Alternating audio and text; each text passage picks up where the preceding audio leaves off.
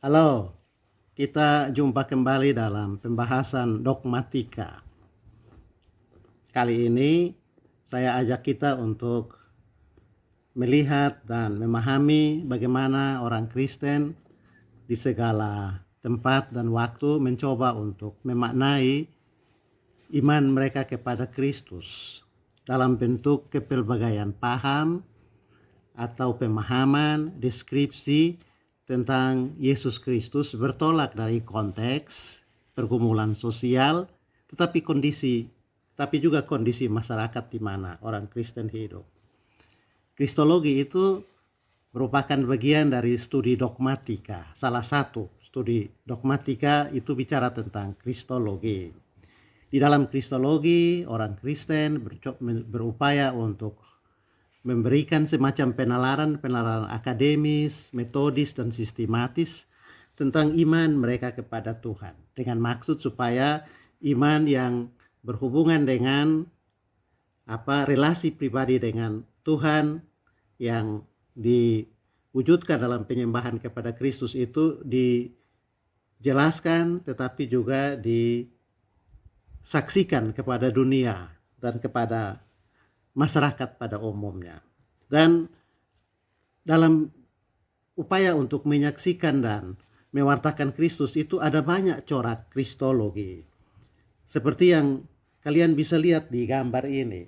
Paling kurang ada 3 deskripsi atau perupaan tentang Kristus yang coba ditampilkan untuk memperlihatkan kepelbagaian, keragaman, dan kemajemukan pemahaman atau penjelasan orang Kristen tentang siapa Yesus Kristus dan apa pekerjaannya. Di gambar yang pertama itu di sebelah kiri, itu Yesus sebagaimana dilukiskan oleh orang Kristen di Asia dengan latar belakang agama Hindu dan Buddha sebagai salah satu konteks untuk mendialogkan Kristus dalam budaya. Sedangkan gambar yang di tengah itu adalah bagaimana orang-orang Eropa yang Kristen melukiskan Yesus. Sedangkan yang paling kanan itu adalah bagaimana orang-orang Kristen di Afrika dengan latar belakang kehidupan kolonialisme, juga diskriminasi rasial, warna kulit, berusaha juga untuk memahami Kristus dalam konteks mereka. Nah, saya dalam kuliah saya dengan mahasiswa baik di program studi pendidikan ilmu teologi maupun di teologi, saya mengagas studi kristologi yang saya sebut sebagai kristologi mata ketiga, the third eye kristologi. Tentu saja kalau ada kristologi mata ketiga itu berandai bahwa ada kristologi mata pertama dan mata kedua. Nah, yang saya maksudkan dengan kristologi mata pertama adalah pemahaman, pemikiran, atau juga penjelasan-penjelasan tentang Kristus yang ditemukan dalam keempat kitab Injil Perjanjian Baru. Tapi tentu saja tidak hanya terbatas pada keempat Injil, tetapi pada dokumen iman milik gereja yang disebut sebagai Perjanjian Baru. Di situ menurut pendapat saya kita menemukan pandangan orang Kristen mata pertama tentang Yesus dalam upaya mereka untuk memaknai dan sekaligus untuk memberitakan Kristus kepada konteks dan situasi sosial di mana mereka ada. Disebut pandangan mata pertama, kristologi mata pertama, karena kristologi itu atau upaya untuk penjelasan tentang Kristus itu dilakukan oleh orang-orang Kristen yang menjadi saksi mata sekaligus saksi mati dari peristiwa Kristus.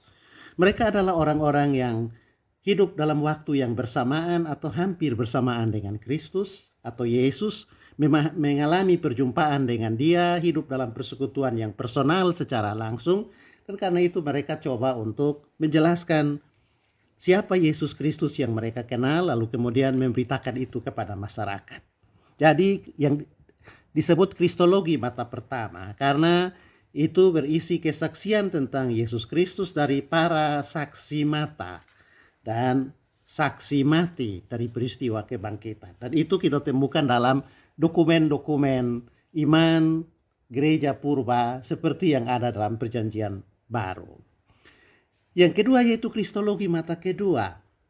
Yang saya maksudkan dengan kristologi mata kedua itu adalah bagaimana orang Kristen setelah masa para rasul memahami Kristus dalam konteks mereka. Dan salah satu ciri dari orang Kristen setelah masa para rasul itu ialah kekristenan dan Injil yang diberitakan tentang Yesus itu telah terjadi semacam penyeberangan batas dari batas Yudaisme masuk ke batas Helenisme, yaitu pekabaran Injil telah berpindah dari konteks orang Yahudi masuk ke dalam konteks orang Yunani. Dan yang kita maksudkan dengan konteks Helenisme itu adalah keseluruhan orang Kristen yang hidup di daratan Eropa. Jadi kristologi mata kedua menunjuk kepada bagaimana orang-orang Kristen di konteks Yunani atau Helenisme menggambarkan, memahami, dan memberitakan Kristus. Kategori mata kedua ini itu saya batasi mulai dari abad kedua sampai dengan abad ke-17. Kenapa abad ke-17 menjadi batas terakhir? Karena pada masa-masa itu mulai semangat pekabaran Injil, di mana orang-orang dari Eropa yang kita sebut sebagai orang-orang dalam komunitas Kristen mata kedua itu melakukan perjalanan ke berbagai belahan dunia dalam rangka kolonialisasi ekonomi, tapi sekaligus pada saat yang sama membawa kekristenan dan mewartakan Injil kepada bangsa-bangsa yang ada di luar Eropa. Kita sebut the second eye kristologi mata kedua, karena yang kita maksudkan ialah bagaimana orang-orang Kristen di dunia Helenisme mencoba untuk memahami dan memberitakan Kristus sesuai dengan konteks mereka.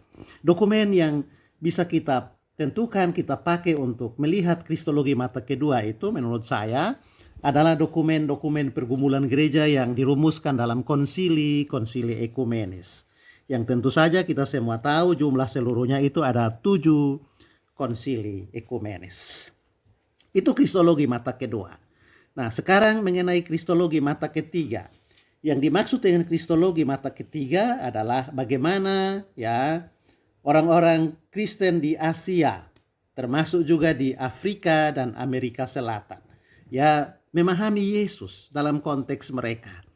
Dan orang Asia itu menurut pendapat banyak orang, yaitu kehidupan orang Asia itu terutama orang Kristen dikondisikan oleh 2 hal yang sangat menyolok. Paling kurang Aloysius Pires menggambarkan itu, yaitu keberagaman agama-agama dan keadaan kondisi kemiskinan yang sangat-sangat menjolok. Jadi bagaimana orang-orang Asia, Afrika, dan Amerika Latin yang berjumpa tiap hari dengan orang beragama lain, tentu saja dengan paham keselamatan yang berbeda dengan orang Kristen, mencoba untuk memahami dan memberitakan Kristus dalam konteks kemajemukan agama-agama. Tapi pada saat yang sama, bagaimana orang-orang Kristen dalam konteks kemiskinan berusaha memahami dan memberitakan Yesus. Jadi kristologi mata pertama itu menunjuk pada bagaimana para saksi mata, para penulis perjanjian baru memahami dan mendeskripsikan serta mewartakan Kristus. Sedangkan kristologi mata kedua menunjuk pada bagaimana pergumulan orang-orang Kristen sesudah masa para rasul, terutama yang hidup di konteks Yunani, dan produknya itu berupa hasil konsili ekumenis, menggambarkan dan memahami Kristus. Lalu mata ketiga tentu saja yang kita maksudkan ialah bagaimana orang-orang Kristen di Asia, Afrika, dan Amerika Latin berusaha untuk memahami dan mendeskripsikan Kristus di dalam konteks mereka. Itu kira-kira definisi mengenai kristologi mata pertama, mata kedua, dan mata ketiga. Nah, dalam upaya untuk memahami the third eye kristologi, bagaimana orang-orang Kristen di dunia ketiga dalam arti Asia, Afrika, dan Amerika Latin memahami dan memberitakan Kristus, pertanyaan yang perlu dijawab ialah kira-kira seperti ini.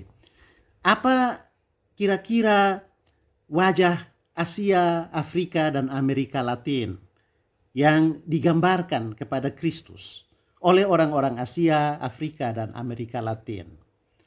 Apakah warna yang diberikan kepada Yesus, apakah itu warna sawo matang sesuai dengan warna warna Asia, warna hitam seperti yang menjadi ciri dari Afrika, atau warna merah yang menjadi ciri orang-orang di Amerika Selatan. Itu kira-kira pertanyaannya, yaitu wajah Yesus seperti apa yang diberikan orang Asia, Afrika, dan Amerika Latin kepada Yesus. Pertanyaan itu berhubungan dengan dua opsi. Opsi yang pertama ialah apakah orang-orang Kristen Asia, Afrika, dan Amerika Latin cukup membuat adaptasi. Artinya memindahkan Yesus yang Eropa itu dengan ciri khas rambut pirang, hidung mancung, kulit putih, berpakaian jubah kerajaan, dipindahkan begitu saja dari Eropa untuk ditanamkan ke bumi Asia, Afrika, dan Amerika Latin. Yaitu terjadi semacam fotokopi saja dengan beberapa penyesuaian-penyesuaian kecil untuk disesuaikan dengan konteks Asia, Afrika, dan Amerika Latin. Atau opsi yang kedua, atau apakah memang sungguh-sungguh orang Asia, Afrika, dan Amerika Latin memperkenalkan sesuatu yang sama sekali baru, memberikan wajah yang mengejutkan dan baru, diberikan kepada Yesus. Warna, wajah, dan cita rasa pemahaman tentang Yesus yang baru itu mereka angkat dari pergumulan kultural, warisan-warisan leluhur mereka, sekaligus dari pengalaman-pengalaman keagamaan yang mereka alami. Kalau kita jujur, sampai dengan kenyataan sekarang ini, kebanyakan orang-orang Kristen di Asia, Afrika, dan Amerika Selatan, secara khusus di Indonesia, sepertinya ada kecenderungan untuk hanya sekedar melakukan adaptasi, penyesuaian, memfotokopi apa yang sudah dihasilkan di Eropa mengenai Yesus untuk diteruskan dalam kondisi dan kehidupan orang Asia. Jadi sepertinya lebih dominan budaya mengcopy paste semua yang sudah dihasilkan di Eropa. Bukan hanya dengan peradaban dan kultur, tetapi juga kristologi, pemahaman tentang Kristus itu yang di-copy paste dalam kehidupan orang-orang Asia, Afrika, dan Amerika Latin. Itu yang akan kita cari. Kenapa kita perlu melakukan itu? Karena ada satu yang menarik, yaitu konteks Eropa tentu beda dengan konteks Asia, Afrika, dan Amerika Selatan. Di Eropa, agama Kristen menjadi agama satu-satunya di benua putih itu. Tidak ada agama lain sejak abad ketiga, keempat. Agama-agama lain itu telah punah. Dan hanya ada satu agama yang menawarkan pedoman hidup, keselamatan, dan pembentukan karakter orang-orang Eropa. Dan karena itu kalau di Eropa orang berkata tentang Yesus sebagai satu-satunya jalan keselamatan, tidak ada banyak persoalan yang dihadapi. Sebab semua orang Eropa hanya mengenal satu agama dan satu sumber pengetahuan akan keselamatan, yaitu di dalam Kristus. Tetapi soalnya ialah ketika pemberitaan tentang Yesus sebagai satu-satunya jalan keselamatan itu dibawa ke Asia, di mana Asia penuh dengan banyak agama-agama berkitab. Dan dalam tiap-tiap agama berkitab itu, seperti yang dikatakan oleh salah seorang teolog Asia, yaitu namanya Aloysius Pires dari Sri Lanka, dia katakan bahwa agama-agama Asia, juga budaya orang Asia, juga menawarkan apa yang disebut sebagai soteriologi metakosmis dalam berbagai-bagai wujud dan rupa. Itu berarti ketika pewartaan tentang Yesus sebagai satu-satunya jalan disampaikan kepada orang-orang Asia yang juga telah mengenal ajaran, paham, dan prinsip-prinsip tentang keselamatan yang berbeda dengan apa yang diajarkan kekristenan, akan menjadi soal. Nah, itu sebabnya kita harus dan kita dipanggil untuk mencari jalan-jalan baru agar supaya pemberitaan Kristen tentang Kristus sebagai satu-satunya jalan itu tetap bisa menjadi kekuatan pembaharuan di Asia, supaya pemberitaan itu masuk dalam sanubari dan kerinduan terdalam orang Asia untuk melakukan karya-karya pembaharuan dan perubahan, baik dalam masyarakat maupun juga dalam pembentukan karakter dan kehidupan kepribadian tiap orang. Jadi kita lakukan kristologi mata ketiga, Bukan karena kita meremehkan kristologi mata pertama, kristologi mata kedua. Bukan, sama sekali tidak. Kita akui bahwa kristologi mata pertama, kristologi mata kedua ada manfaatnya.